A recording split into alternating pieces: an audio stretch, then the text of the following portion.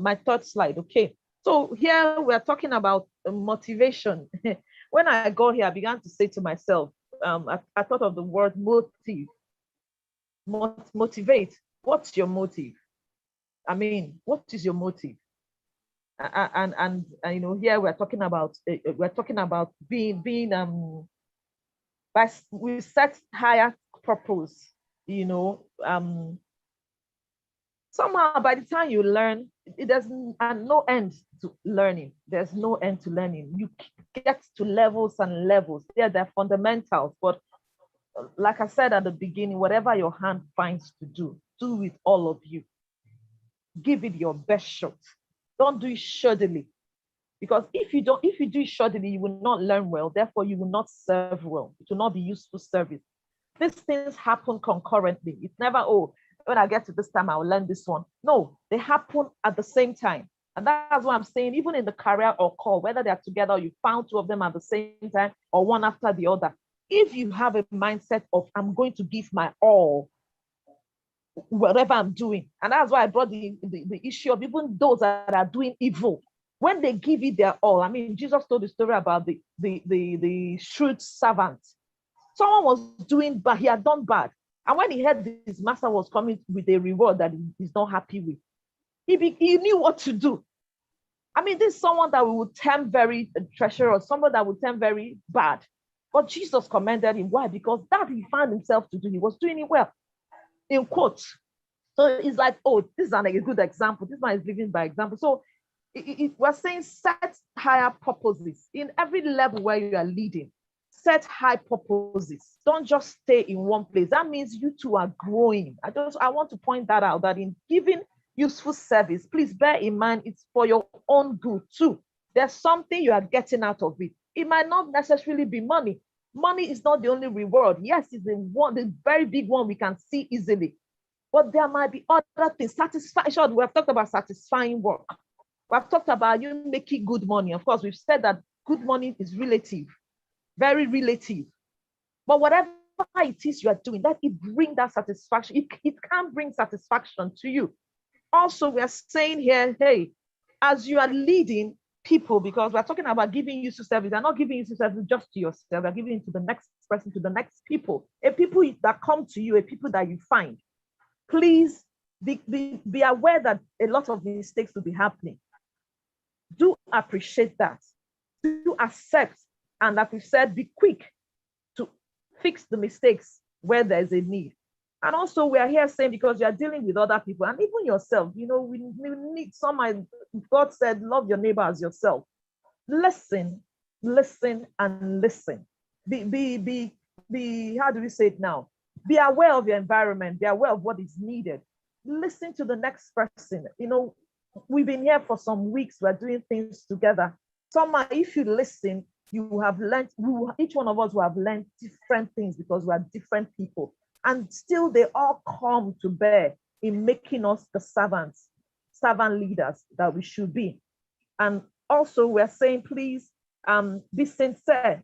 That's the word I use. I say, be genuine, you know, be real. Be real. Know who you are. Know what you can give per time. Know how you can give it.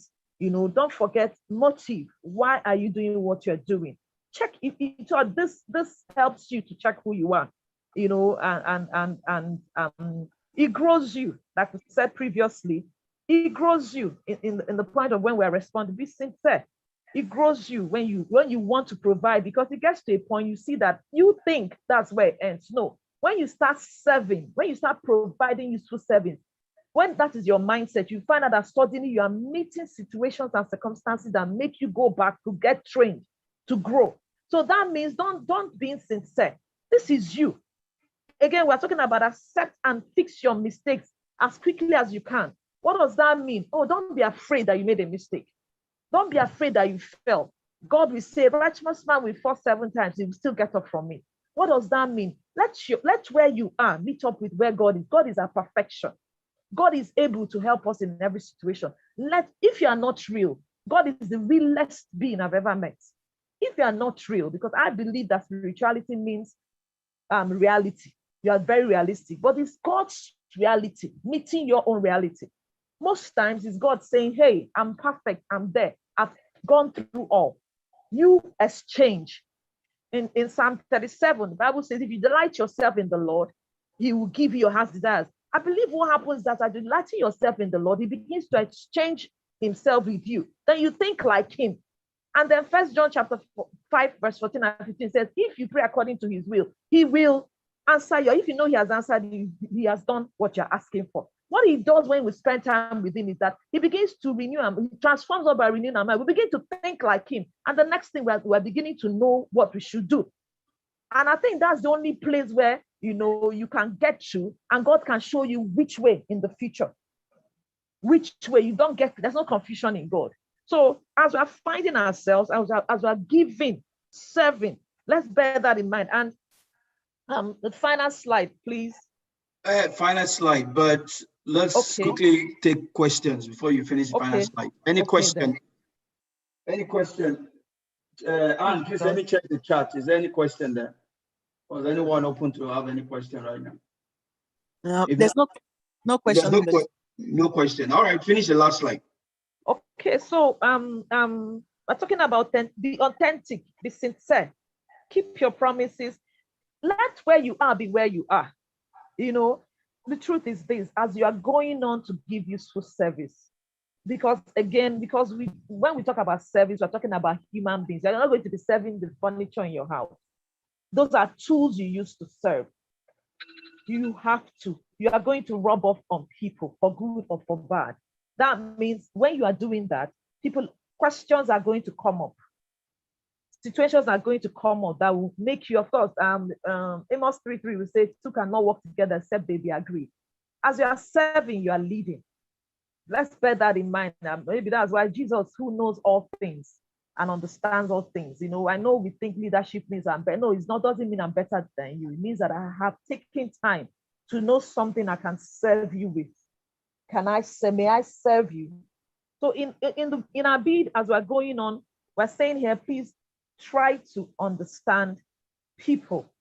And I think I like that injunction of life and life itself. Be a student of life. Is that my time to be up? Be a student of life. As you are relating with people, we're saying encourage collaboration, not competition. The truth is that is what we see, competition all over the place. But we've moved into a different life where we're understanding. Therefore, collaborate with people, find where you can help them, and also notice where they can help you for us to receive service from one another. Don't just think now. Think of people, you are relating with these people for the next 50, 70 years. It got to a time in my life, I'm married, I have children. And I told myself this truth. I've known my family for some 50 years, and I still have issues with them. Then when it comes to my in-laws, you will expect, or the in-laws expect you, or you expect them to be perfect in one day. No, you're just getting to know them. So it's going to take a while. Be patient. If it took you some 40, 50 years, you still have issues with your own immediate family. How much more in-laws? How much more co-workers, colleagues? So as you're serving people, give useful service by thinking long-term relationships, not now. In the now, remember, sometimes it's not going to be so smooth. But if you have the mindset of, oh, this is for a long time, you're going to be forgiving, you're going to be very patient. And at the same time, of course, when we're learning life, he said, and life itself, you get emotionally intelligent, and somehow because of this mindset, sincerely, you become a better student. You learn better and better. And that leads you to the point whereby, you lead so well by, let's remember, we live by who we are as an example. Therefore, what we are doing, sometimes the thing that we thought was bad, suddenly, like God will say, he works all things together for us. It becomes something encouraging.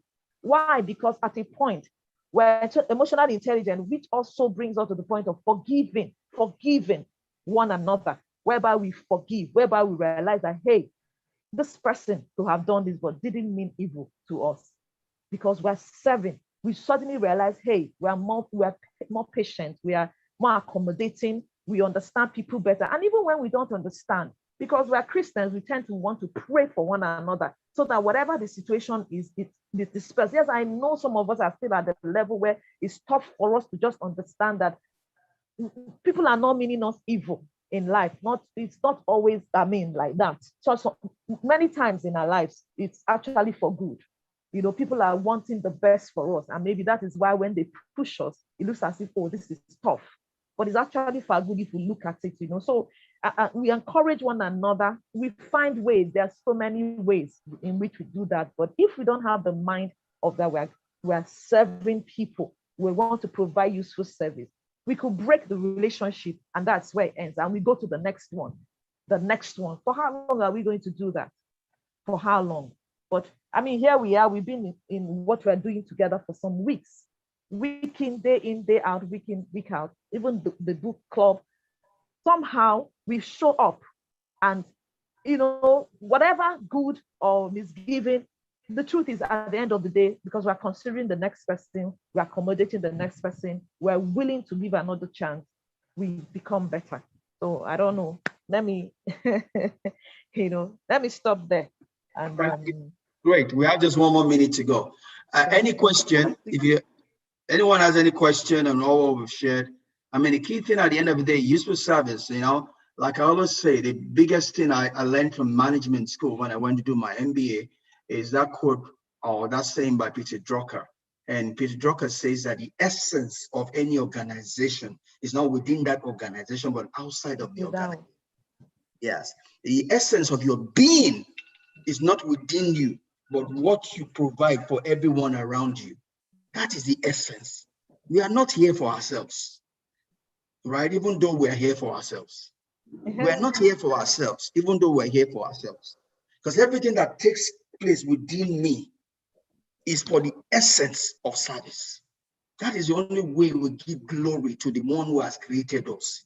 If everything you do is just about me, myself, you are useless. So, that's why God had to take the life of that man, that rich man in the Bible. He says that he was already rich, but now he has more product. Instead of thinking about how to be of useful service, he said, let me build more bad. Let me be bigger. It's all about me. So God said, you are useless now. The reason why you are here is to provide useful service, is to be a blessing, is to add value to your environment. So when we stop adding value to the next person and to our environment, wherever we find ourselves, we become useless. We're not worthy of another second of living. So the Father might just say, hey, come on, you have finished your service. But when you are useful to everybody around you, God wants to give you more life because you are fulfilling purpose, So I have a question. My hand is up. All right, quickly, let's do a quick one. We're already 1 minute past. Yes, please. Yeah, please. So I had that quote of Luke 12:20 about the rich young fool, the rich fool, But what I want to ask us is, in case we or anyone we know is stuck in being so full of ourselves, how does one get out of that lane and move into a point where you are not growing for yourself? You are not growing. In short, you know that it's for the next person, for the people around you, people you must find to serve.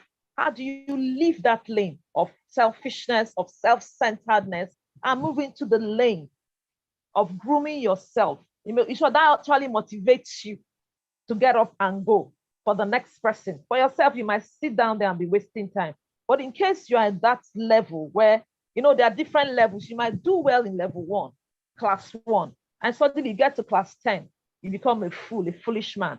And then how do you move out of that lane and keep motivating yourself to like you're saying, that useful, to become useful, so that God will be happy with you, so that indeed you have meaningful life? How do you get out, just in case you get stuck? All right. There are 3 ways in which we respond to life: the way we think, the way we feel, and what we do. Let me repeat that again. There are 3 ways in which we respond to life: the way we think, the way we feel, and what we do. All 3 are interrelated. If you do any one, it will affect the other 2, right? So the reason why people are in depression and people are sad is because I'm thinking about me. That's the only door that leads to depression. That's the only door that leads to being sad. When you stop thinking about yourself and start thinking about other people, you will rejoice. If you look at your circumstance, all you have to think about is another man that is going through worse circumstance. All I need to do is bring you someone that is going through a worse circumstance, you will rejoice. If you are complaining about you don't have a shoe, and I bring you someone that has no leg and is yet rejoicing, you will rejoice. The reason why we go into depression and are sad is because we're only thinking about ourselves. All right. And it comes from those three levels: what you think about, how you feel, and what you do. Right. So the only way to change that is to do any of those three. Start thinking right. If you think right, you will feel right and you will do right. All right. If you cannot take it from that level, start just exhibiting the feeling other than the feeling you have. Start trying to be happy, be joyous. When you are joyous, it will affect the way you think and to affect what you do. Or if you can't do the first two, just start doing right. Say you can't think it, you can't feel it, just start doing what you think someone that is joyous would do. If you do what the person that is joyous will do, you will feel right and you will think right. So you can approach it from any of those three angles, right? Is the way I think, the way I feel, and what I do. What I do. Any of those three will get you on the right path. Did I answer your question? You tried, but I think it. let's take it offline. I'll call you. We'll settle your question. Then I'll put it on. I'll put it out on Facebook for everyone to get it.